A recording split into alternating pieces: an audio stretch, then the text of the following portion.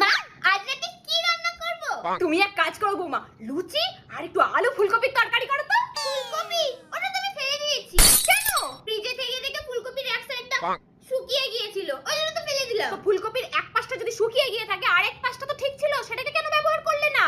আর কোনো জিনিস ফেলার আগে তো একবার আমাকে দেখাবে। খাবার এভাবে নষ্ট করবে না, আমি খাবার নষ্ট করে একদম পছন্দ করি না। আচ্ছা, এই নিন মা, খেয়ে নিন।